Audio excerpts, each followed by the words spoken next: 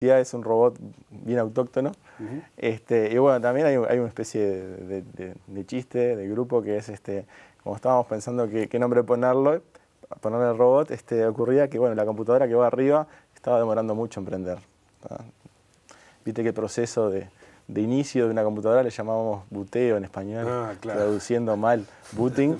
Entonces a Jorge, un compañero del grupo, dice, bueno, bootear robot, como para que se apurara. Y bueno, ahí quedó, bootear robot. Perfecto, está buenísimo, me encanta. A ver, déjame ver un bootear. Yo quiero que vos me digas algunos de los componentes. Primero, esto, acá, ¿cómo se llama? ¿A qué se refieren con...? Esa es la base, digamos, que si te fijas tiene un montón de orificios. De ranuritas, sí. Esas ranuritas, la idea de esas ranuritas es poner cierta ficha. A ver, mostrame una. Tengo unas, son estas fichas. Esas fichas, la idea de esas fichas es que vos puedas... Así, por ejemplo... Sí, va atornillada, pero podés disponerla de distintas formas. La idea es que con estas fichas... Estos son para los tornillos, esto se coloca acá. Y vos pones el sensor que querés usar, ¿no? Porque la Kizot tiene sensores, pero la idea es expandir un poco esa capacidad sensorial con nuevos sensores. ¿Sensores cuáles tiene eso? ¿Qué tiene? Un micrófono y una cámara. Tenés el micrófono, tenés la cámara. Esta, por ejemplo, tiene sensor de aceleración. Tiene también... ¿Esto tiene sensor de aceleración? Sí, como los celulares, viste que cuando invertís la pantalla, bueno, también se puede utilizar para, por ejemplo, controlar remotamente un robot o calcular la aceleración en el robot. Y bueno, alguna cosa más tiene, ¿no? En la parte del teclado, el mouse, también serían sensores. Pero la idea es expandir esas capacidades sensoriales con otros sensores, que la idea es sensores que se puedan hacer de forma... ¿Ese de qué es? ¿Ese sensor? Este es un sensor de escala de grises. Esto, por ejemplo, te detectaría esta línea negra, de que está bien claro el fondo es blanco o bastante blanco, entonces hay un contraste grande. Este sensor que se puede armar, todo lo que nos propusimos hacer en el Bootea 2.0 es que lo puedas hacer con lo que hay en Uruguay. O sea, que es bastante ambicioso en su principio porque se consigue poca cosa. Hay poca cosa en lo que es la industria. Y esto, local. Por ejemplo, vos lo ponés, no sé, suponete, lo ponés... Así, por ejemplo, lo pones en una fichita de estas, cuando coinciden los agujeritos, le pones tornillos y después lo dispones en la plataforma en el lugar donde vos quieras.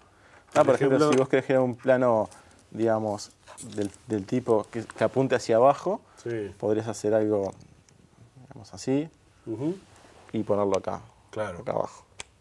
Ahí está. Y ahí pones el sensor. Sí. Entonces ahí define si pasa por arriba de una línea, si pasó por arriba de una línea o no. La idea es que se propone un desafío y en base al desafío vos elegís qué sensores usar. ¿Qué sensores? Y después tenés que pensar, bueno, ¿cómo pongo esos sensores en la plataforma para que sirva el sensor para el propósito que yo quiero? ¿No? Bueno, y después tiene 3 ruedas, veo que tiene. Esta que no tiene es algo libre, ¿verdad? Una rueda loca. Como y estas están fijas porque están conectadas a motores, ¿verdad? Conectadas a motores. Son independientes estos motores y permiten que avance, retroceda o se mueva o gire, ¿no? Exacto. Son 3 apoyos, digamos, para que quede estable. Y bueno, la idea es que esas 2 ruedas son las que uno puede controlar la velocidad y el sentido de rotación y generar distintas trayectorias. Perfecto. Y yo veo algo acá, que es donde tiene un montón de puertos, ¿no? De conectores ahí. Y no sé lo que es. A ver, mostrame qué es eso. Bueno, digamos, esta placa que está ahí metida es la que le posibilita a la Kizot expandir su capacidad de sensado. Tiene un puerto USB como el de las impresoras, uno enchufa el puerto USB de la computadora y bueno, luego en estos puertos que son como puertos como los de las tarjetas de red viejas, que los elegimos a propósito para que sean robustos y además para que se consigan en Uruguay los cables. O sea, si vos perdés un cable en el liceo, digamos que no sea un problema eso. Que puedas ir a una casa de informática y compres. Claro, porque vos podés comprar un kit de robótica, una especie de juguete, digamos, que viene con sus propios conectores, con sus propios sistemas y que... Generalmente son muy, digamos, muy lo que se llama privativo, o sea, en realidad son cosas muy particulares que son difíciles de conseguir. Muchas veces los kits... Se te pierde uno y tenés que pedírselo al fabricante. Al fabricante, que te lo va a cobrar, a un precio que capaz que no es más que lo que sería un cable. Y bueno, con esto uno le agrega los sensores que quiere usar. ¿No? Y bueno, después uno puede... Serían como los sentidos del robot. ¿No? Sentido, este es un botón simplemente, para detectar cuando chocaste. Pero eso también conecta con los motores. También conecta con los motores. Y bueno, esta placa, la idea de esta placa es... Eso se compra, ustedes lo importan. Bueno, esta que vos ves acá, sí. Viste que dice diseñada en Uruguay, Ajá. Esta fue mandada a hacer afuera, a un proveedor en China, porque bueno, queríamos hacer, nos pusimos como meta este año hacer 200 robots, un poco para ver cómo optimizar el proceso de producción y transferirle eso a alguien más para que en futuro pueda hacerlo. Y bueno, un poco por todas las actividades que tenemos que involucran el uso del robot como herramienta, ¿no? Por ejemplo, los talleres a docentes, para que junto con ellos se busque la idea de cómo usar esto en clase, ¿no? Entonces, nosotros damos en vacaciones de julio, son 3 días intensivos que hablamos un poco del BUTIA y el uso de la robótica con fines educativos, y ellos como tarea, para terminar el curso y salvarlo, tienen que armar una unidad didáctica, o sea, una clase, en la cual puedan vincular el robot con lo que ellos trabajan en sus clases. Por eso ustedes mandaron a hacer una buena cantidad de esas placas, sí. ¿no? Pero la idea de esto es que uno lo pueda hacer a mano. Por ejemplo, esta otra está hecha a mano. A ver, pasame la industrial. Hay una pequeña diferencia de versiones, pero es la misma placa, cambió un poquito la forma. Esto más o menos es la orientación, ¿no? Veo sí. por el diseño ahí que eso es un poquito diferente porque esa es la versión 1.5 y esa 1.8, pero bueno, básicamente es lo mismo. Ahí está. Tiene los conectores, los mismos elementos. Bueno, de pronto acá tiene 2 y acá tiene 4 de este lado, en fin. ¿Cuál es la diferencia entre estas dos? Bueno, la diferencia es que, más allá del detalle de que de los conectores, porque justo es una versión un poquito más vieja, la idea es que, bueno, esto lo que extiende la capacidad de sensado de la computadora y de actuación, la idea es que los chiquilines lo puedan hacer ellos mismos. Así que esa placa la pueden fabricar los chiquilines que trabajan con esto. Sí, de hecho ha pasado cosas súper interesantes, como en un liceo de Tala, que lo armaron todo. Otro de Durazno, de Villa del Carmen, que bueno, están bastante alejados de la capital departamental, o sea que tienen los mismos problemas nosotros o más, porque imagínate, conseguir componentes electrónicos no es fácil. Entonces ellos lo hicieron todo en base a reciclado. Inclusive fue muy, muy divertido porque en aquella época era una versión intermedia, todavía no estaba totalmente resuelto el tema de que todo se podía conseguir fácilmente. Y algunas cosas como este puertecito que había acá, que después dejamos de usarlo, lo encontraron en una impresora vieja y lo reciclaron y lo usaron. Y fue fantástico. Incluso en vez de usar acrílico o madera o uno de los materiales que usamos nosotros, ellos lo hicieron con un gabinete de PC viejo, de chapa, cortaron la chapa, la plegaron y armaron su robot Vipa, que vinieron después al Zoom a participar, estuvo muy buena, la verdad. Bien, y vos decís que, pero la placa misma también la hacen. Sí. O sea, el circuito impreso también lo hacen. Sí, la idea es, se puede bajar de la web de proyecto los circuitos, imprimirlos en un papel con ¿Qué es un dibujo? Láser. Es un dibujo. Ahí está. Uno lo imprime y lo pone sobre una placa de Pertinax, se llama, que tiene una pequeña laminita de cobre esto. Lo imprime con una impresora láser en común? Papel. En papel. Lo pones sobre esta placa. Con la parte impresa en contacto con la placa. Ahí va, el toner tiene que quedar en contacto con la placa. Se plancha. ¿Se plancha con una plancha de planchar ropa? Los expertos dicen que hay que usar la plancha en temperatura de algodón para que quede óptimo. Perfecto. Entonces, luego que lo planchaste, cuando sacás, se transfiere el toner. Queda lo que estaba impreso en el papel queda ahí. Queda algo así, por ejemplo. Estos son los sensores del robot. Perfecto. Y ves acá está el toner. Uno si rascara un poco, lo saca. Claro. Se pone después en una solución de percloruro de hierro que lo que hace es reaccionar y todo lo que no tiene toner se lo come. Perfecto. Y te queda algo así. Entonces, bueno, después ellos hacen agujeritos y sueltan los componentes. Ese es un circuito impreso. Es un circuito impreso. Por eso es impreso, además, porque está impreso ahí. Y no fue, digamos, porque sí que lo hicimos así. Nosotros lo hicimos de forma que se pueda hacer a mano, que hoy en día es difícil, ¿no? Vos agarrás cualquier componente electrónico, no sé, abrís una computadora o un celular, lo que sea, y lo que tenés son circuitos que tienen muchas capas. Entonces eso es muy difícil de hacerlo a mano. Entonces la idea era pensar cómo hacerlo en una capa sola para que ellos pudieran hacerlo a mano. La idea de esto es que si ellos se apropien de la tecnología y que, digamos, se construyan su propio robot. Un poco pasó mucho cuando lo vimos con el BUTIA en los niños chicos, ¿no? Cuando usaban la Quizó, cuando ponían esta computadora sobre el robot, no era más un robot cualquiera, era su computadora que se transformaba en robot. Y no era cualquier máquina, era de ellos. Claro. Y vos veías que había un vínculo entre la computadora y el estudiante, ¿no? Entre el estudiante y la computadora. Sí, sí, Ellos le sí. ponen pegotines por todos lados, le cambian la computadora para que identifiquen que es su máquina. Y cuando pasaba que la máquina se transformaba en un robot, había un impacto grande. Claro. Eso pasó con la primera versión del robot. Y en la segunda dijimos, bueno, hay que explotar esto, digamos, en todo sentido, que ellos puedan armar su robot, que esa apropiación genere interés por seguir aprendiendo y resolver problemas, ¿no? O sea, Claro. es como todo, a veces a vos te ponen un deber y no te interesa mucho porque es algo que de repente no es parte tuya, digamos, no es algo que a vos te interese.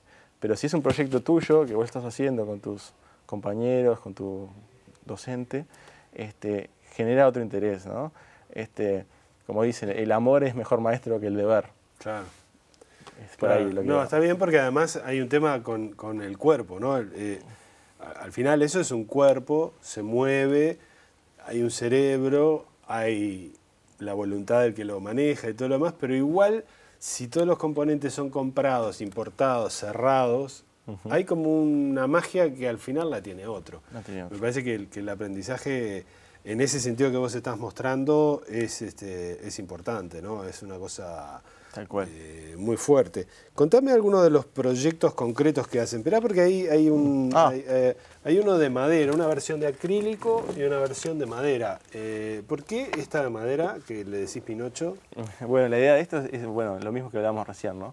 Buscar alternativas de materiales que sean más económicos. Esa es una caja de las que vienen algunos componentes, una máquina que se compró venía en esa caja embalada. Si te fijas arriba dice mantener en esta posición frágil, ¿viste lo que te ponen en las cajas? Y bueno, la idea es esa, digamos, que no sea un impedimento el tema de los materiales, ¿no? Que uno pueda buscar la vuelta y encontrar materiales más accesibles, más económicos, incluso los motores. A veces hubo gente que encontró las famosas esas linternas que hay a dínamo que estaban en los supermercados por todos lados en un momento. Bueno, esa linterna tiene un montón de engranajes para que cuando uno gira la manija genere muchas revoluciones en el dínamo y genere más energía. Pero si uno lo piensa al revés, si la desarma, saca los cablecitos del motorcito, del dínamo que está ahí, y lo alimenta, genera movimiento que se transmite por los engranajes y genera un movimiento que tiene bastante fuerza. Que si uno piensa que tiene que el robot llevar esto, necesita esa fuerza, ¿no? Digamos, eso es un problema que tienen los motores. Los motores que tenemos que usar tienen que tener esa capacidad de tener bastante fuerza. Y bueno, ha pasado con destornilladores también electrónicos. La idea es que ellos busquen, digamos, que ellos apropien y que busquen soluciones, ¿no? Un poco lo que hacemos los ingenieros, es buscar soluciones a los problemas. Y un poco es eso, llevarlo a un ambiente más lúdico, donde ellos pongan esos proyectos y se propongan solucionar determinados problemas. Y la idea de la madera es eso. A ver, entonces el proceso fue un poco así. Venía el robot, lo armaban con todas estas cosas que ya venían preparadas, por más que pensadas para que funcionaran en nuestro contexto, y había una serie de problemas que siguen existiendo, se siguen planteando, son problemas concretos que tiene que resolver y que para eso los estudiantes programan al robot, hacen un programa. Exacto. Ahora, progresivamente, además, digamos, se meten adentro del robot y terminan pudiendo construirlo. Me gustaría que hablaras un poquitito de la programación, es decir, de la herramienta de software que permite que vos lo pongas en funcionamiento, por ejemplo, para el juego de sumo o para hacer un recorrido y cumplir determinadas tareas. ¿Qué software se usa? ¿Cómo se usa? Bueno, sí, eso es interesante. Porque bueno, la misma idea de que no haya, digamos, cajas negras que vos planteabas recién, de que ellos puedan ver cómo está hecho, un poco, yo creo que algo que se perdió es que hoy en día vemos la tecnología como un producto, ¿no? Claro. El celular, la computadora, inclusive por un nivel de desarrollo de electrónica, la integración de los circuitos es tal que uno abre un electrodoméstico, o abre un celular, o abre una computadora y no entiende nada. Sí. No es como antes, que yo me acuerdo cuando era más chico y a veces quería jugar a determinado juego que no tenía suficiente memoria de RAM y bueno, iba, compraba la memoria, buscaba dónde tenía que poner la memoria, identificabas cosas, veías dónde estaba el CPU, dónde estaba la memoria. Ibas aprendiendo, descubriendo cómo funcionaba esa computadora. Vos abrís ahora un celular y no entendés nada, o sea, está todo súper integrado, súper chico. Y es un poco volver a eso, ¿no? Que los estudiantes entiendan que bueno, la construcción de elementos tecnológicos es una actividad humana y es algo que ellos pueden hacer. A veces los chiquilines piensan, no, pero eso Eso lo hacen en China, lo hacen en otro lado, acá imposible. Bueno, que vean que se puede, que es algo que pueden estudiar, que se puede seguir estudiando eso. Y bueno, por el lado ese, la misma filosofía de que no haya cajas negras se llevó también al software. Y lo que usamos es software libre. Nos basamos mucho en un software que se llama Tortugarte, que es una versión moderna del logo, del viejo logo de Paper de los años 60 y pico, que también tenía su tortuga robot en aquella época. Siempre el logo tiene asociado como una forma de tortuga virtual que uno la mueve en la pantalla, pero también hay una construcción real, que es un robot que uno transforma lo virtual en lo tangible, lo que uno puede interactuar con eso. Y eso también genera también motivación, no es lo mismo poder tocarlo, poder acercar la mano y que el robot haga algo, a que lo hagas en la pantalla. Y bueno, tuvimos varias herramientas, hicimos varias herramientas para manejar el robot, pero la que, digamos, más usamos es esa versión de Tortuga modificada por nosotros. Y eso es algo que está bueno, que se da porque es software libre, digamos, porque es software que uno puede ver cómo está hecho y puede modificarlo. Y ahí arrancamos a modificar Tortugarte. Al principio fue un proceso bastante costoso porque bueno, había que agregar por todos lados en el código de la aplicación para agregar tus bloques. Y empezamos a charlar con la gente que mantiene esa aplicación, y la verdad es gente súper abierta y súper generosa, y nos ayudó un montón en la generación de herramientas que fueran fáciles para agregar los bloques que nosotros necesitábamos para controlar robots. Todo esto es con bloques, es como un puzzle. Vamos a hacer una pausa para que me puedas explicar con tranquilidad, porque tenemos que ir a la pausa. Bien. ¿Cómo es eso gráficamente o cómo hace la gente para usar esos bloques? ¿Qué son los bloques? Excelente. Después de la pausa.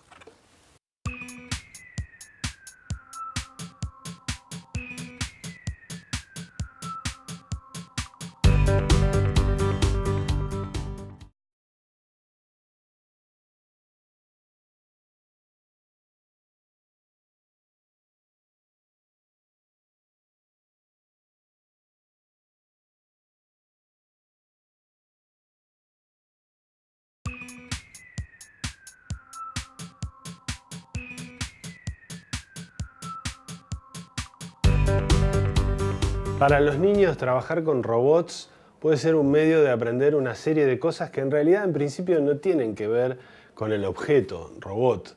Por ejemplo, puede servir para, cuando se programa el robot, entender cómo es que se producen algunos procesos de razonamiento para tomar decisiones. Trabajar en grupo con los robots también ayuda a entender cómo se pueden resolver problemas creativamente en equipo. Enseña a trabajar en equipo.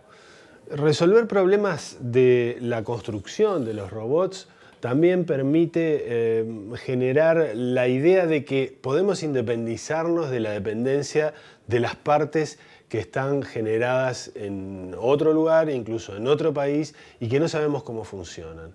Podemos de pronto, con piezas recicladas, con cosas que pertenecían a otros objetos, fabricar un robot, cambiarles la función.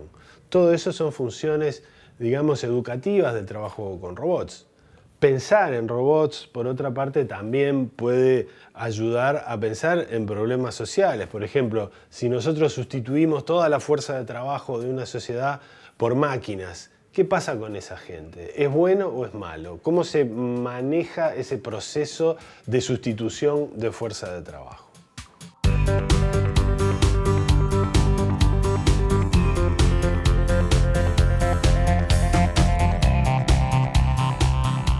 Andrés, contame entonces cómo es el sistema para programar el robot. El robot, bien.